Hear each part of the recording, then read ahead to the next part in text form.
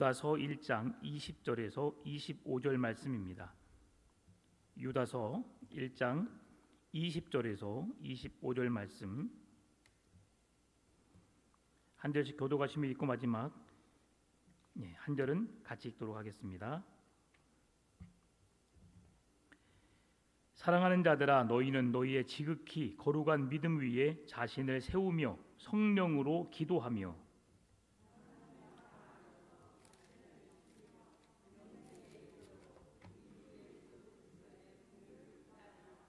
어떤 의심하는 자들을 긍휼히 여기라.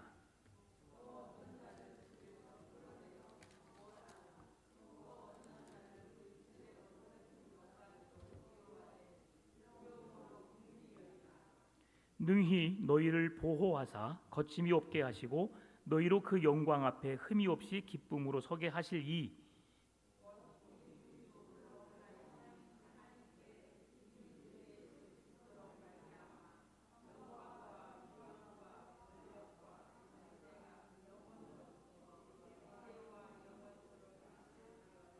아멘. 네. 오늘 우리가 유다서를 이제 마무리하면서 함께 보는데요. 우리가 살고 있는 이 시대를 돌아보게 되면 어떤 시대일까 곰곰이 생각해 보니까 정보의 홍수 시대라고 할 수 있습니다. 핸드폰 하나만 가지면 어떤 정보든 어떤 것이든 검색해냅니다. 실시간으로 국제 대회가 일어나고 있잖아요. 그러면 챗GPT나 제미나이에게 물어보면 그 실제적인 상황까지 이야기해 줍니다. 전산상에서 기록해 놓은 것까지, 그리고 그 사람이 누구인지까지도 정확하게 이야기해 줍니다. 참 무서운 시대죠. 핸드폰 하나면 이제 다 전 세계 각국에 어떤 일이 일어나는지를 다 알 수 있는 그런 정보의 홍수 시대가 되었습니다. 그런데요, 이 많은 정보를 알고 있는 현대인들에게 그렇다면 그 많은 정보 중에서 무엇이 진짜입니까? 라고 묻는다면 그 사람들은 뭐라고 대답할까요? 수없이 많은 정보 중에서 세상의 수많은 뉴스와 사건 사고 속에서 그 속에 참 진리가 무엇일까? 진짜 진리가 무엇일까? 라고 묻는다면 세상 사람들은 그 답을 제대로 내놓지 못합니다. 그리스도인들에게 묻는다면 진리가 뭘까요? 진리는 하나님의 말씀이요, 진리는 예수 그리스도요, 그를 믿는 자들에게 구원을 주신 능력이 바로 진리입니다. 우리가 그 안에 우리가 살아간다는 것 얼마나 감사한 일인지 모르겠습니다. 그래서 세상 사람들에게 있어서 정보는 넘쳐나지만 진리의 기준은 희미해져 가는 시대 속에 살고 있습니다. 왜냐하면요, 누구나 다 말하는 대답의 기준이 달라요. 어떤 사람은 진리나 아니면 우리를 행복하게 하는 그 어떤 것이 무엇이냐, 행복하게 하는 것이 무엇이냐라고 묻는다면 대부분 사람들은 돈이요, 어떤 사람들은 내가 그동안 살아왔던 내 지위요, 내 신분이요, 여러 가지 말을 하겠지만 그러나 기독교인들과는 다르다는 거죠. 그래서 세상은 술이나 친구나 세상의 문화가 그들에게 진리가 될 수 있고 자기들은 그것을 믿는다고 말하죠. 그 유튜브를 살짝 보니까 그 말자쇼라고 여러분 들어보셨어요? 말자쇼? 거기서 어떤 한 아들과 아버지가 나왔어요. 근데 이제 아들이 말하면서 이제 아버지가 고백을 하는 거죠. 하나님께서 이렇게 해주셨다라고 하니까 하나님이 해주신 게 아니죠라고 그렇게 말하는데 상당히 기분 나빴습니다. 자, 여러분, 자녀가 차를 사줍니다. 누가 사줬어요? 자녀가 사줬죠. 부모가 자녀를 차를 사줍니다. 누가 사준 거예요? 부모가 사줬어요. 그러면 그 사줄 수 있는 경제력을 주신 분이 누구세요? 하나님이시죠. 그런 마음을 갖게 하신 분도 하나님이세요. 좋은 일, 선한 일을 하게 하도록 하신 분은 하나님이시거든요. 근데 그 말자가 하나님을 믿지 않은 것 같아요. 그러면서 저 옆에 빡빡머리 아저씨가 있는데, 스님 잠깐 일어나 보시죠 하면서, 스님도 아닌데 그 스님 머리만 밀었다고 하나 젊은 남자에게 스님이라고 말하면서 이제 우아하려고 재밌게 이렇게 이끌어가려고 하다 보니까 그랬던 것 같은데, 참 진솔한 저에게는 그게 좀 약간 별로 불편했어요. 근데 그 남자 아저씨가 믿음이 참 좋은 것 같아요.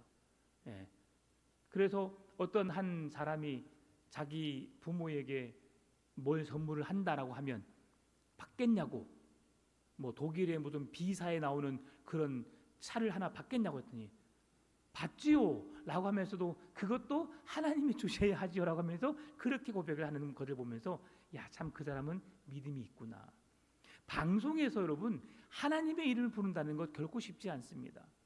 여러분 대놓고 연예인들이 어떤 시상식에서 내가 이 자리에 선 것은 하나님의 은혜입니다. 나는 내가 이런 시상을 하면서 내가 그 시상을 할 때 소감을 내가 이렇게 말하지 않고 저는 딱 정해져 왔습니다. 모든 분께 감사하지만 일목요연하게 저는 하나님께 영광을 올려드립니다라고 내려가는 사람들도 있어요. 멋지지 않아요, 여러분? 여러분은 그렇게 말할 수 있을 것 같아요? 결코 쉽지 않아요. 할 수 있지요. 우리는 할 수 있어요. 그러나 결코 쉽지 않은 일이에요. 그렇게 하기 위해서는 우리가 어떻게 살아야 되느냐? 말로만 내가 하나님을 믿는다, 하나님의 사랑이었다, 하나님의 영광을 드러내는 것이 아니라 삶이, 나의 언행이 진짜 그리스도인으로 살아낼 때에 그 말이 효력이 있는 거예요. 남에게 욕심을 부리고 거짓 부리고 여러 가지 많은 덕스럽지 못한 행동을 하고 하나님이 하셨습니다라고 말하면 사람들이 웃어요. 하나님을 욕합니다. 그러나 정말 그렇게 성실하게 신실하게 사는 사람이 그렇게 겸손한 고백을 하게 되면 그 사람은 그런 고백을 할 자격이 있어라고 말하면서 그를 인정하게 되죠. 그래서 우리는 말과 행실이 항상 일치되어져야 합니다. 당시 교회를 위협했던 그러면 가장 큰 위험한 것들이 무엇이었을까? 그들에게 외부적인 힘이 그 교회를 힘들게 했었을까? 결코 그렇지 않습니다. 계속해서 수요일밤 예배 때마다 말씀드리지만 이 교회를 힘들게 했던 것은 외부에서 오는 힘, 로마나 어떤 다른 큰 나라들의 힘과 정치력이 아니라 내부에 들어왔던 거짓 교사, 이단의 영에 미혹되었던 자들의 그 문제로 인해서 교회가 힘들었고 신앙생활하는 그리스도인들이 힘들었음을 성경은 말씀해 주고 있습니다. 그러면 우리는 이렇게 생각할 수 있어요. 우리 풍암전원교회는 거짓 교사가 안 들어왔는데요. 그러면 오늘 우리가 이 말씀을 읽을 필요가 없지 않나요? 라고 그렇게 부정적으로 생각하는 사람이 혹 있을까 봐. 그렇게 생각하는 사람은 없겠지만 여러분, 그러나 우리가 꼭 거짓 교사나 이단의 영이 우리를 미혹해서가 아니라 제가 왜 첫 번째 이 시대가 정보의 홍수 시대인가를 말씀드린 이유가 여기에 있어요. 우리는 핸드폰 하나만 가지면 뭐든지 할 수 있습니다. 세계 각국에 있는 모든 유명한 것들을 우리가 바로 구입해서 가질 수도 있고요. 우리가 누릴 수도 있습니다.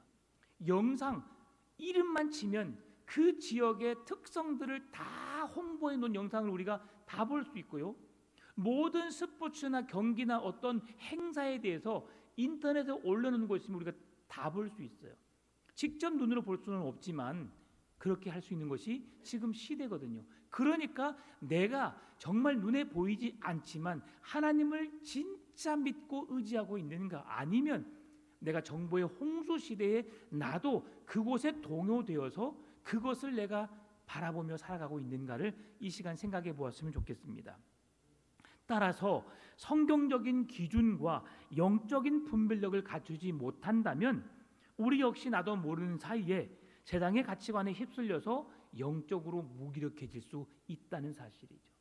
네, 우리가 신앙을 잃어버리는 것은 한순간이에요. 한순간입니다. 신앙을 갖는다는 것, 지켜낸다는 것이 얼마나 힘든 일인지 여러분 잘 아시지요.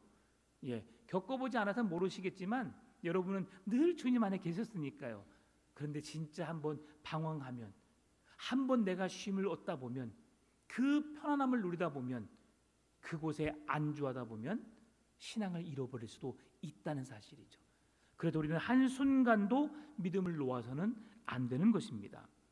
오늘 유다서 본문의 말씀을 보게 되면 하나님과 연합을 이루기 위해서 우리가 지켜나가야 할 길이 무엇인가를 오늘 성경은 말씀해 주고 있습니다.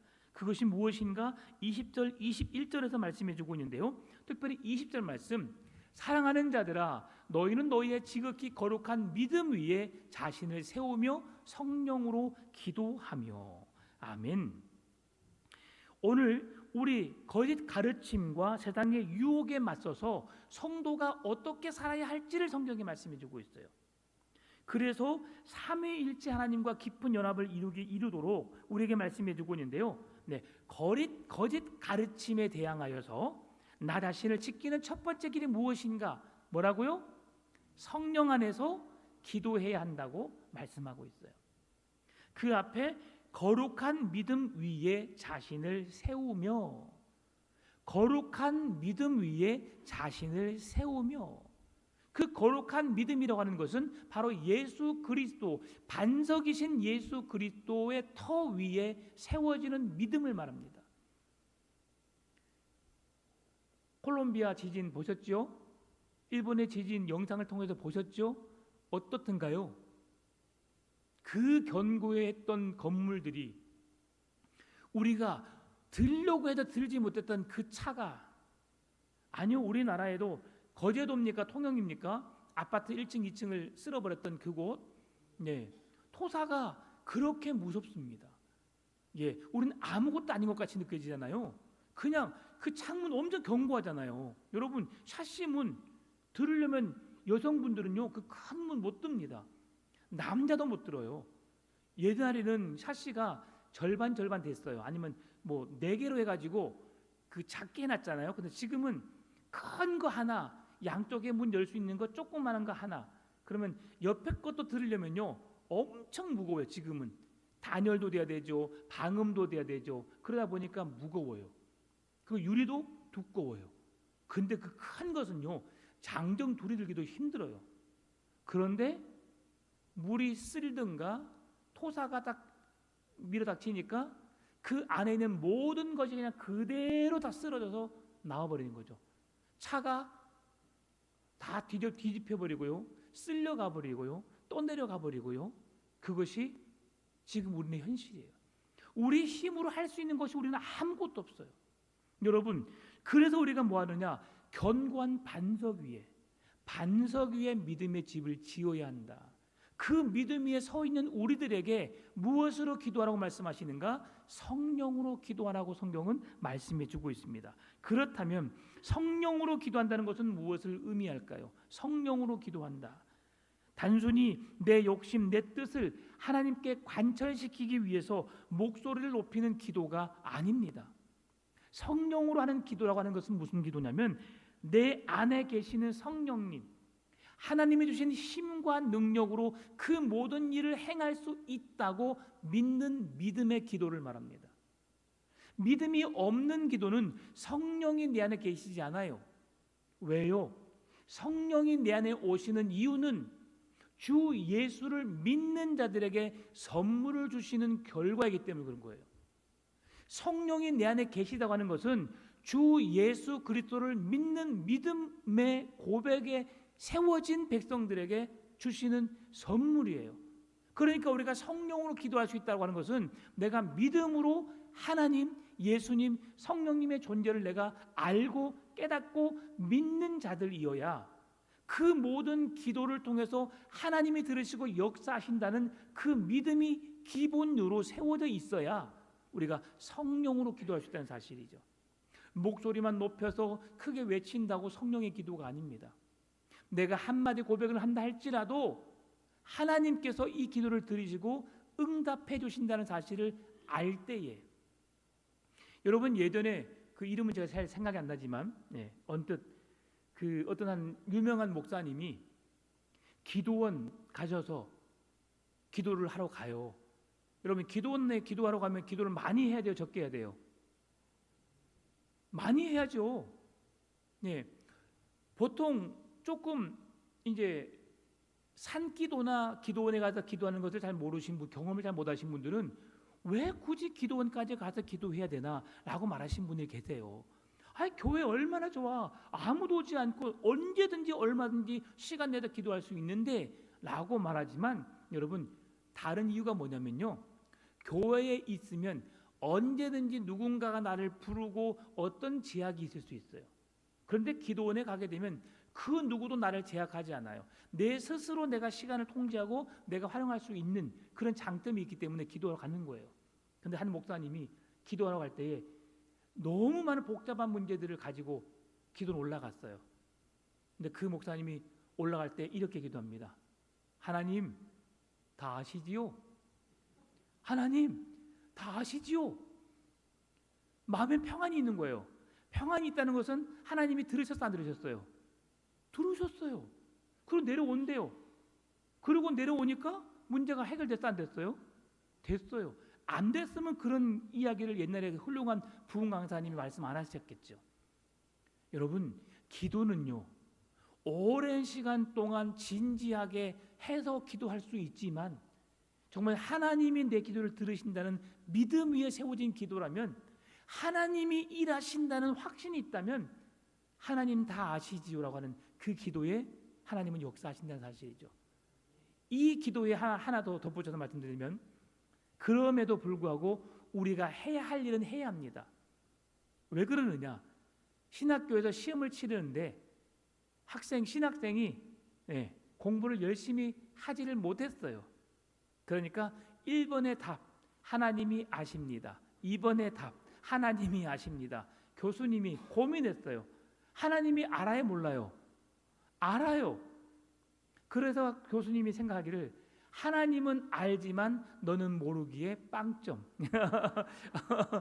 하나님은 아시지만 너는 모르기 때문에 빵점이라는 거죠. 그건 신학생이 아주 교묘하게 수를 썼지만 그 교수님이 한 수 위였던 거죠. 하나님은 모르시는 게 없어요. 그러나 우리는 모르는 게 너무 많죠. 그래서 하나님을 그렇게 얼마나 내가 신뢰하느냐. 그래서 그 신학교의 믿음은 진짜 믿음이 아닌 거죠. 열심히 노력해야 되죠. 공부를 하고 답을 쓰려면 그만큼 노력을 해야 되는 거예요. 우리 이제 시험을 앞두고 계신 분이 지금 여럿 있어요, 우리 교회에. 그래서 그렇게 하기 위해서는 어떤 노력을 해야 될까요? 죽기 살기로. 그래서 결과는 우리가 노력했으니까 결과에 연연하지 말고, 되면 너무 좋지만 안 되면 어쩔 수 없는 거예요. 노력한 결과에 우리가 만족하시고, 그러나 또 새로운 하나님의 뜻이 있을 것을 기도하면서 우리가 구해야 되겠죠. 여러분 다음 주 토요일 날 우리가 또 시험 보는 학생이 하나 있어요. 또 우리 또 다른 또 지혜 우리 자매도 또 시험 준비하고 있는데, 하나님께서 정말 좋은 결과가 있도록, 왜냐하면 이왕 시험 볼 거 하나님의 딸들이 되면 좋잖아요, 그렇죠? 그런 은혜가 있도록 여러분 생각나시면 기도해 주세요. 이름도 얼마나 예뻐요. 지혜예요. 하나님이 주신 지혜로 하도록, 또 하나님의 영광을 드리는 딸이에요. 하영이 귀한 딸, 하나님께서 그런 좋은 시험에 또 준비하고 있으니까 하나님께 선한 길로 인도해 주시라고 여러분 기도해 주시면 좋겠습니다.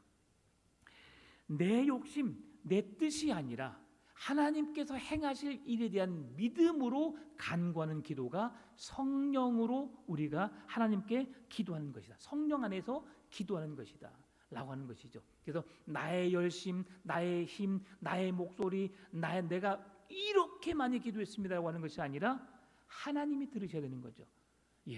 이 하나 대표적인 예로 우리가 바리새인들의 기도를 들을 수가 있어요. 바리새인들이 종교적인 열심을 가지고 있었습니다. 하나님이 어떤 분이신지 알고 있었어요.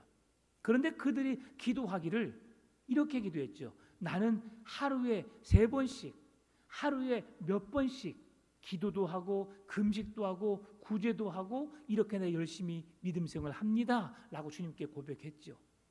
그러나 그것들은 그들이 그렇게 했지만 왜 그렇게 한 거예요? 참 믿음이 아니라 그렇게 하지 못하는 사람들에게 보여주려고 한 거죠. 그러니까 너 왜 그렇게 하지 못하고 있어라고 지적질하려고 그렇게 행한 거예요. 하나님은 결코 그걸 기뻐하지 않으세요. 여러분, 내가 간절히 찾고 구하는 가운데 하나님은 귀를 기울여 들으십니다. 사람들이 그게 무슨 기도야? 여러분, 처음 교회 나온 사람이 예수님의 이름으로 기도할 수 있어요, 없어요? 없어요. 그냥 막 예전에 그냥 들었던 대로 뭐 천지 뭐 신명님께 빕니다, 뭐 하나님께 빕니다, 아니면 내가 그 교회 다니는데 교회 그 신께 빕니다 라고 하면서 그런 자기 방법대로 기도하겠죠. 그리고 다 기도하고 나면 그냥 끝나요. 어떤 사람은 하나님의 이름으로 기도합니다 하는 사람도 있고요, 성령님의 이름으로 기도하는 사람도 있어요. 그게 잘못된 기도인가요? 네, 정확하게 말하면 예수님의 이름이 기도의 능력입니다. 왜 그러냐면 하나님, 예수님, 성령님이 같은 분이시지만 그 세 분이 하시는 일들이 달라요. 그래서 우리의 기도를 들으시고 우리의 죄를 용서하시는 분은 예수님의 이름이에요. 그래서 우리가 반드시 기도할 때는 예수님의 이름으로 기도해야 되는 게 맞아요. 그런데 새신자가, 초신자가 몰라서 하나님의 이름으로, 성령님의 이름으로 기도했다고 생각해 보십시다. 그럼 어떻게 해야 되겠어요? 아이고 기도도 못하냐고 그렇게 하면 되겠어요? 아니에요. 그 마음은 진실되거든요. 하나님이 받으셔요, 그런 기도도. 그런데 우리가 알려줘야 되죠. 죄를 사하고 우리의 모든 기도를 들으시는 그 이름은 예수 그리스도의 이름입니다. 마지막에 모든 기도를 하고 난 다음에 예수님의 이름으로 기도하면 하나님이 들으실 거예요 라고 하면서 가르쳐주면 되는 거예요.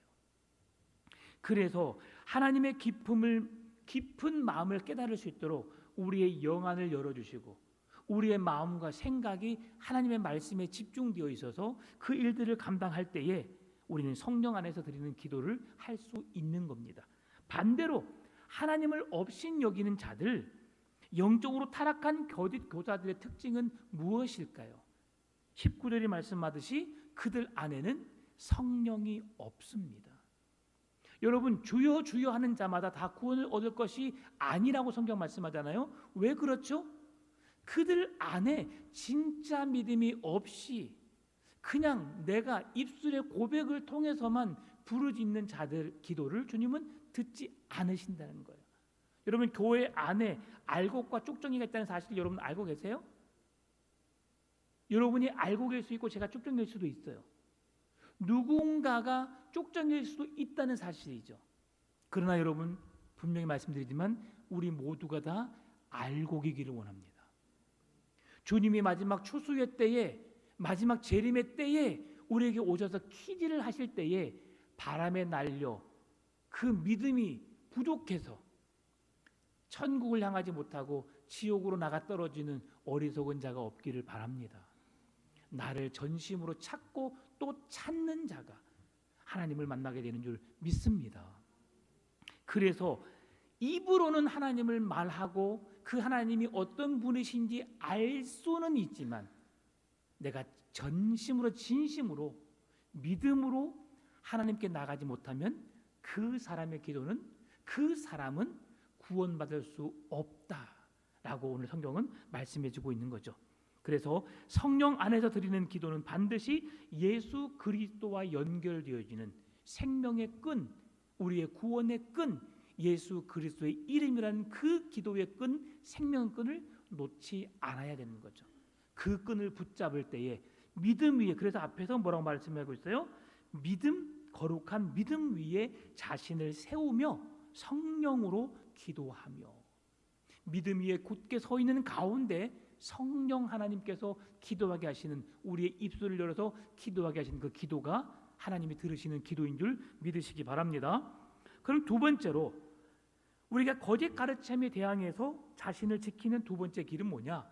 하나님의 사랑 안에서 자신을 지켜가야 합니다. 왜 그러느냐? 21절이 말씀해 줍니다.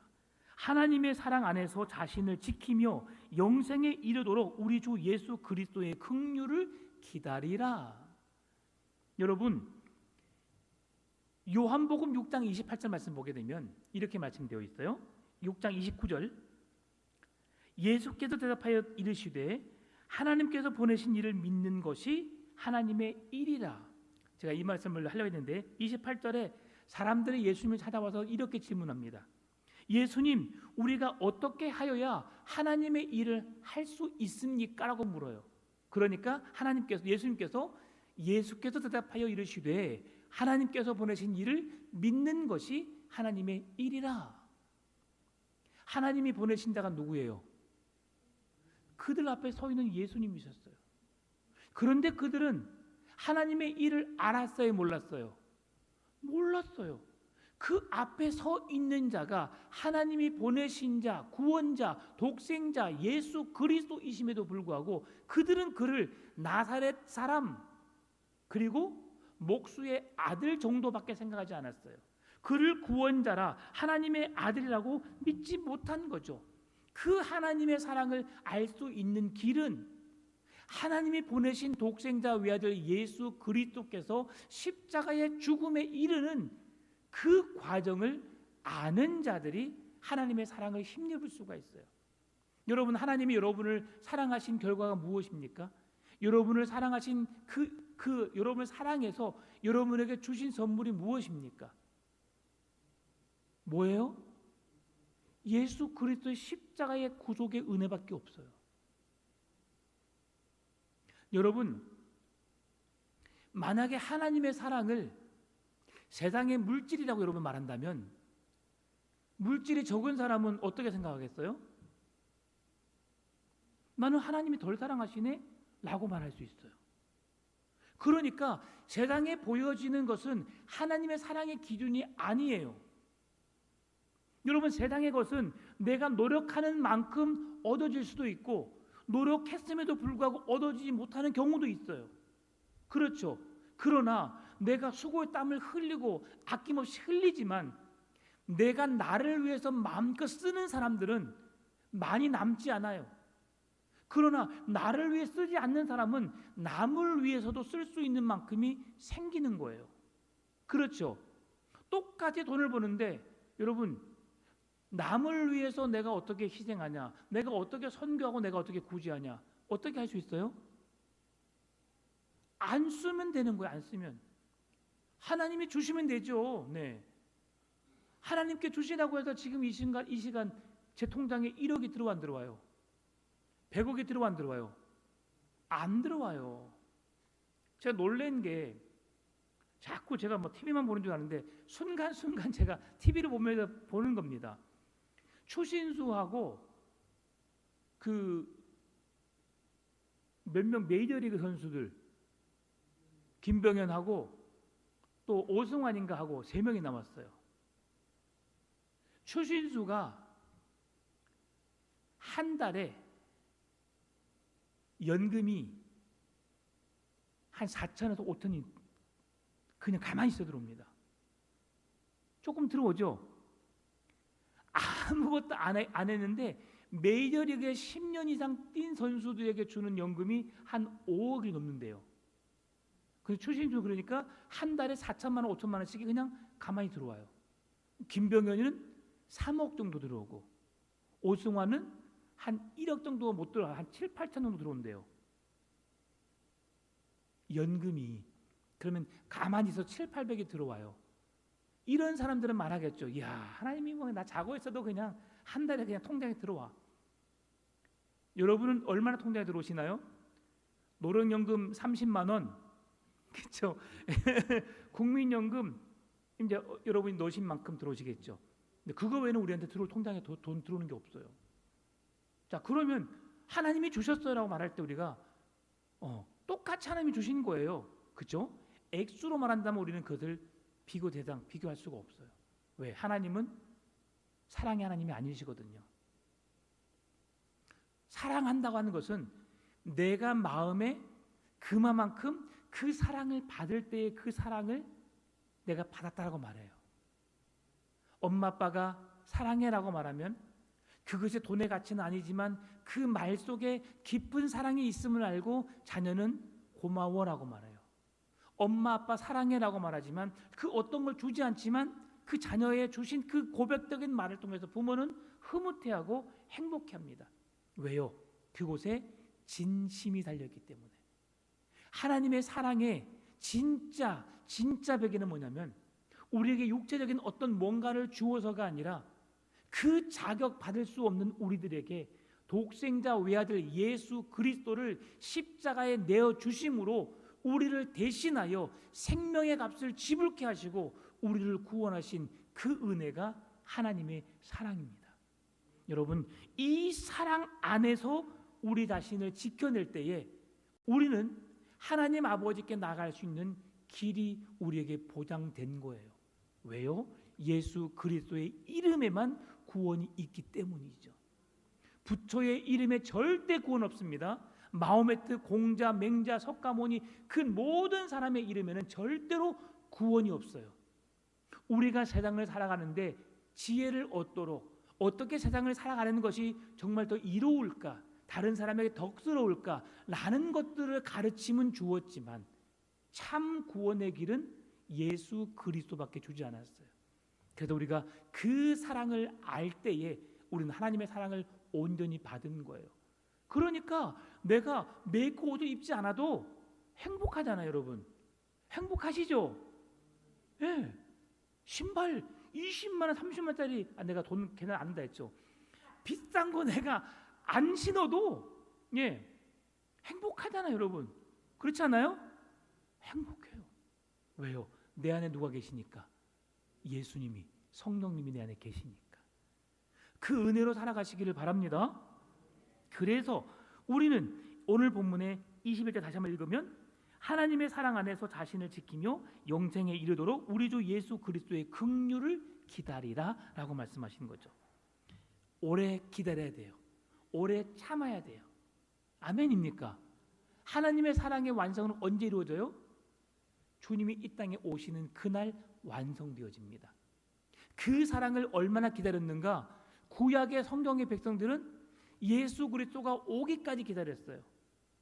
다윗의 혈통으로, 아브라함의 혈통으로, 다윗의 혈통으로, 그리고 예수 그리스도가 오셨고 이 땅에 오신 예수 그리스도를 지금 우리는 믿고 있고 그분이 재림하실 때까지 우리가 기다리고 있어요.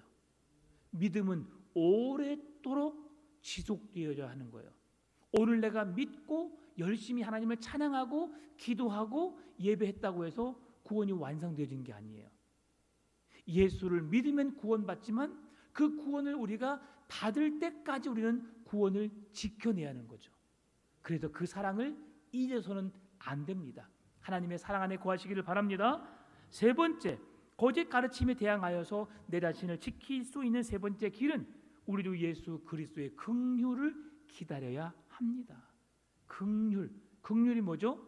불쌍히 여기신, 우리를 사랑하시는 그 마음이 있어야 되는 거예요. 여러분, 누구에게 밥을 사주고 싶어요? 어떤 사람에게 밥을 사줘요? 사주고 싶은 사람에게 사줘요. 그렇지 않아요? 그래요. 네. 밥을 먹으러 갑니다. 똑같이. 그러면 저는 이제 제가 성격이 좀 급해요. 여러분 아시죠? 저는 밥을 먹거나 뭘 하면 가만히 앉아있지를 못합니다. 그러면 몸도 큰 사람이 겁나 빨라요. 네. 그래서 딱 카운터로 가서 딱 긁어요. 예. 예전도 그렇고 지금은 좀 횟수가 줄어들었지만 많이 긁었어요. 그래서 그 부담은 다 누가 감당해야 되는 거예요? 우리 아내가 감당했었죠. 네. 저는 긁고 카드값은 아내가 내고 제가 행복한 삶을 보냈습니다. 근데 지금은 이제 그렇지 않습니다. 네, 그런데요, 그렇게 하는데 제가 앉아 있는 경우가 있어요. 앉아 있는 경우. 누군가가 산다고 확정될 때는 제가 끝까지 앉아 있다가 이렇게 말합니다. 아, 나 진짜 오늘 계산하고 싶었는데 계산하기 싫어서 오래 앉아 있는다고 제가 그냥 으름장을 놓습니다. 그냥 웃자고 분위기, 그냥 좋은 분위기 속에서 한번 그냥 이렇게 말하는데요.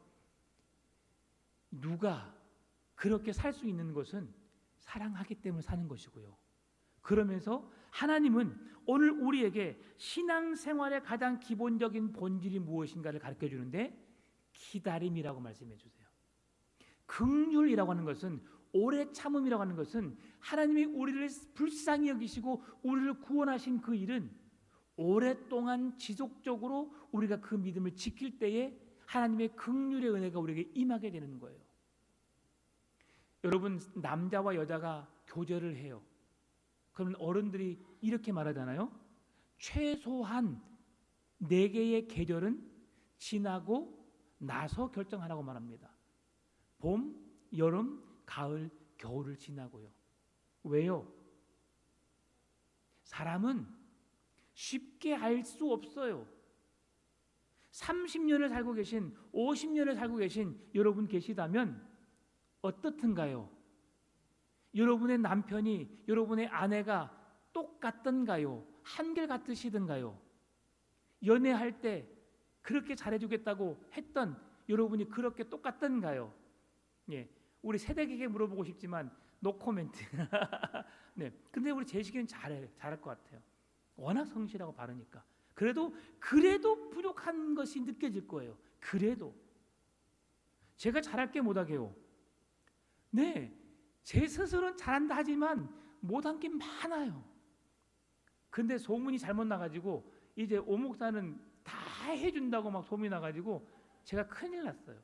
네, 우리 동기 목사님들 중에서도 오 목사님은 다 할 거야라고 막 그렇게 알고 있으니까 제가 가만히 앉아 있을 수가 없어요. 그렇게 열심히 움직이는데 왜 살은 안 빠지는지 모르겠습니다. 네, 참, 네, 그게 안타까움이죠. 자, 말씀을 마무리합니다. 오늘 미가서 7장 7절 말씀 보니까 오직 나는 여호와를 우러러보며 나를 구원하신 하나님을 바라보나니 나의 하나님이 나에게 귀를 기울이시리로다 라고 말씀합니다. 나는 여호와를 우러러보며 나를 구원하신 하나님을 바라보나니 나의 하나님이 나에게 귀를 기울이시리라. 오늘 미가 선지자가 이 하나님을 바라보고 하나님을 우러러보는 시간이 한순간이었을까요? 아니에요. 백성들이 하나님을 외면하고 우상을 섬기고 그렇게 있는 순간순간에 하나님의 메시지를 가지고 그 백성들에게 선포하고 또 선포하고 그 백성들을 주께로 돌아오도록 하게 하기 위한 메시지가 그는 지속되었어요. 오랫동안 계속되었어요. 그래서 로마서 8장 18절 말씀 보니까 생각하건대 현재의 고난은 장차 우리에게 나타날 영광과 비교할 수 없도다. 우리가 오래 참아야 할 이유를 말씀해 주고 있는 거죠. 여러분 고통 속에 고난 속에 고통 속에 살고 있습니까? 여러분 그 힘들고 어려운 시간들을 견뎌내시기 바랍니다. 이겨내시기 바랍니다. 곧 지나가게 되어 있어요. 언제 그러냐는 듯이 순간 지나갑니다. 지금 당장 해결하지 못해서 정말 집안이 기울고 모든 내가 했던 모든 것들이 사라지는 것처럼 느껴지지만 조금 지나고 보면 그 모든 것이 다시 제자리로 와 있는 것을 보게 돼요. 왜요? 하나님은 여러분들을 그렇게 내버려 두지 않으십니다. 그래서 오늘 본문의 21절 23절에서 어떤 의심하는 자들을 긍휼히 여기라. 또 어떤 자를 불에서 끌어내어 구원하라. 또 어떤 자는 그 육체로 더럽힌 옷까지도 미워하되 두려움으로 긍휼히 여기라 라고 말씀하고 있죠. 여러분 우리가 이 말씀들을 기억하면서 성숙한 신앙은 결코 나 혼자 거룩해지지 않는다. 나 혼자 성숙해지지 않는다. 수많은 사람들과 관계 속에서 나의 신앙은 성숙해집니다. 여러분 살다 보면 저 사람은 참 믿음이 좋은 것 같은데 그런 말과 행실이 내가 생각했던 것만큼 못 미칠 때가 있어요. 저 사람은 내가 생각하기에 정말 믿음이 형편없을 것 같은데 말하고 행동하는 것이 진짜 참 믿음 경우가 있어요. 여러분 그래서 우리는 그 사람을 정죄하거나 비판해서는 안 돼요. 결코 누가 어쨌더라 저쨌더라라고 말해서는 안 돼요. 그리고 우리가 해야 될 게 뭐냐? 긍휼의 마음이에요. 왜 그렇습니까? 하나님께서 우리를 긍휼히 여기시지 않았다면 우리는 하나님의 사랑을 힘입을 수도 없었어요. 주 예수를 믿는 성령으로 기도하는 일도 없었어요.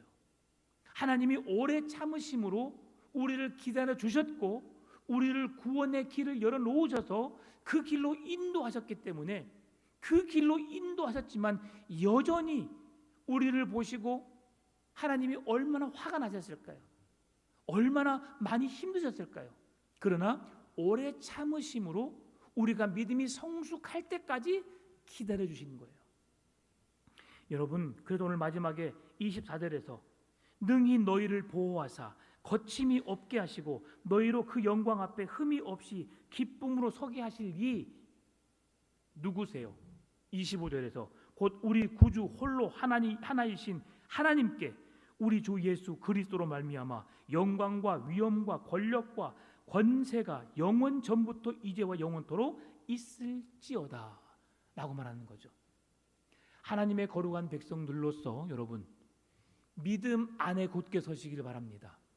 믿음 안에 있는 자가 예수 그리스도의 이름으로 기도하는데 성령께서 우리에게 그 성령 안에서 기도할 수 있도록 우리에게 믿음을 더해 주십니다. 뿐만 아니라 오늘 우리가 살아가는 인생 속에서 하나님은 오늘 우리에게 마지막으로 모든 최종적으로 찬양과 예배를 통해서 하나님의 영광을 드러내는 자로 살게 하신다는 사실이죠. 말씀을 맺습니다. 첫 번째, 성령 안에서 기도하시기 바랍니다. 하나님의 사랑 안에서 여러분의 믿음을 지켜내시기를 바랍니다. 그리고 마지막으로 우리가 해야 될 일은 주 예수 그리스도의 긍휼을 기다림으로 우리가 생명 다하는 그날, 예수 그리스도께서 이 땅에 다시 오시는 그날, 우리가 이 땅에 하나님의 이름이 온 땅에 울려 퍼지며 우리의 삶을 통해서 찬양과 영광을 하나님께 올려드리며 그 날을 기대하시면서 오늘도 주님과 행복한 동행의 삶을 살아가시는 여러분의 신앙의 삶이 되시기를 주님의 이름으로 축원합니다.